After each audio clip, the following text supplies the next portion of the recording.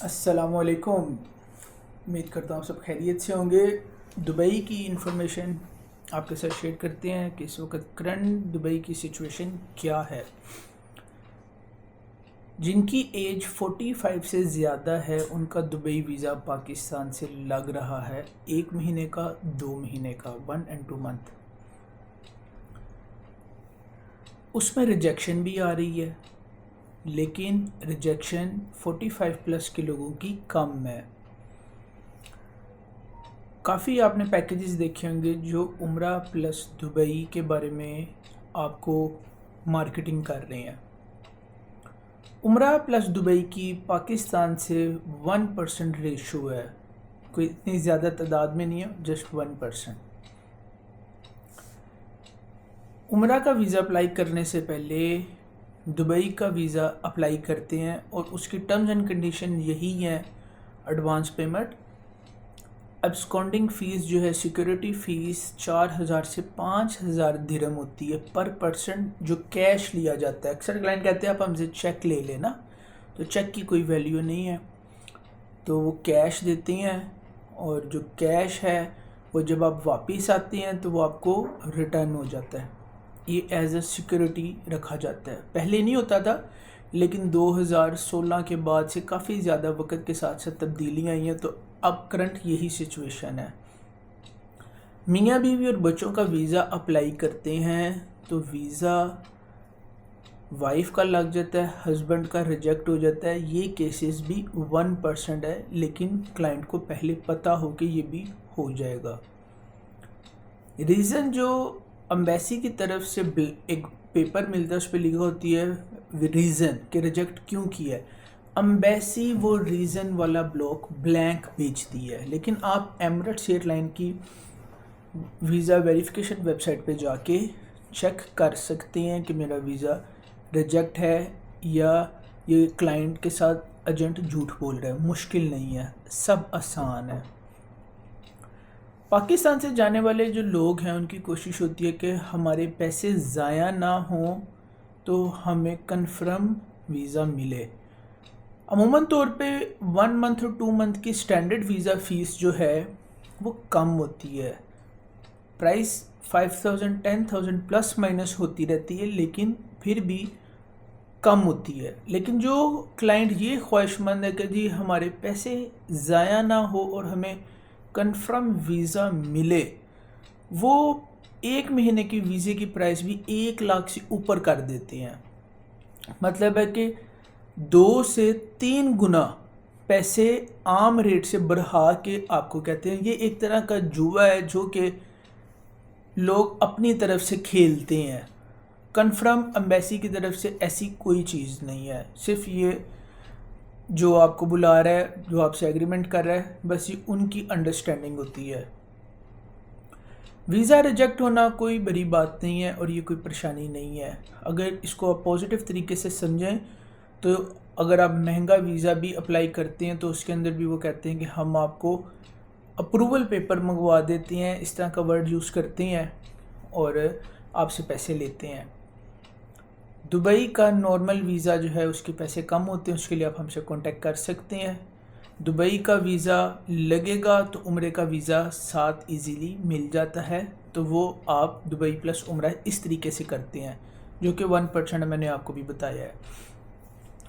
Dubai के अंदर job के हवाले से बात की जाए तो 1 साल मुकम्मल होने वाला है। कोई भी दुबई की तरफ से वीज़ा के अंदर कोई पॉजिटिविटी नहीं देखने को आई, और जो शारजा आईडी है, जिस तरह पहले विज़िट वीज़ा लग रहे थे, उसके अंदर कोई बेहतर रेशो देखने को नहीं मिली।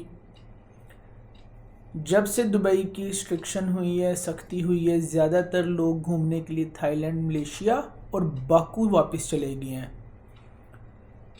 जो लोग दुबई के लिए नौकरी लेना चाहते हैं उनको भी पहले विज़िट वीज़े पे ही ट्रैवल करना पड़ता है, मिनिमम 2 महीने का, क्योंकि वीज़ा स्टेटस चेंज होता है कम से कम 40 दिनों के अंदर। मतलब है कि आप पहले दुबई जाएंगे, विज़िट वीज़ा होगा 2 महीने का 60 डेज़, उसमें जो 40 डेज़ होंगे उस दौरान आपका विजिट वीज़े से वर्क वीज़ा प्रोसेस होगा, स्टेटस चेंज होगा, जिसके लिए 2 महीने का विजिट वीज़ा लगता है पहले।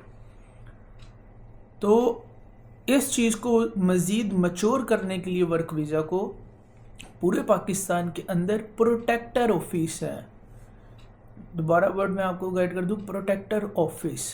अगर कोई बंदा आपको दुबई का वीज़ा सेल कर रहा है, वर्क वीज़ा पाकिस्तान के अंदर, तो उनकी कंपनी का नाम आप प्रोटेक्टर ऑफिस से एक दफ़ा वेरीफाई करवा लें कि आपको किसी किस्म की कोई भी मुश्किलात का सामना ना करना पड़े, ना ज़हनी तौर पे और ना ही पैसों के लिहाज से।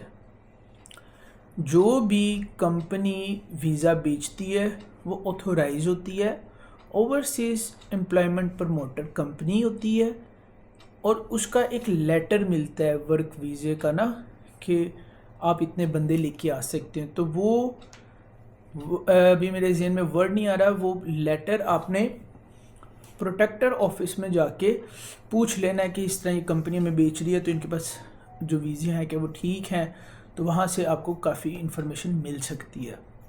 मैं दुबई वर्क वीज़ा नहीं करता, फ्रॉड सुनने को मिलते हैं कि लोग विज़िट वीज़ा भी मैनेजर का कह के बेच देते हैं।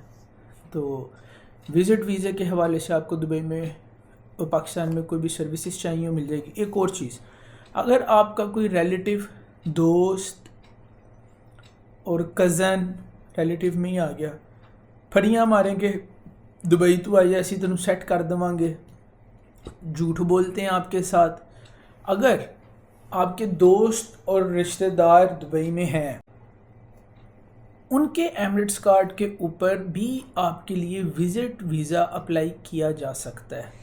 जैसा कि मैं अपनी एग्जांपल देता हूँ, मैं दुबई में बैठा हुआ हूँ, मेरे पास एमिरेट्स का कार्ड है, मैं दुबई एयरपोर्ट पे इमिग्रेशन के पास जाऊँगा, जो लीगल फ़ीस होती है गवर्नमेंट की वो मैं पे करूँगा, एज अ गारंटी अपना एमिरेट्स कार्ड मैं उनको दूँगा, ठीक है।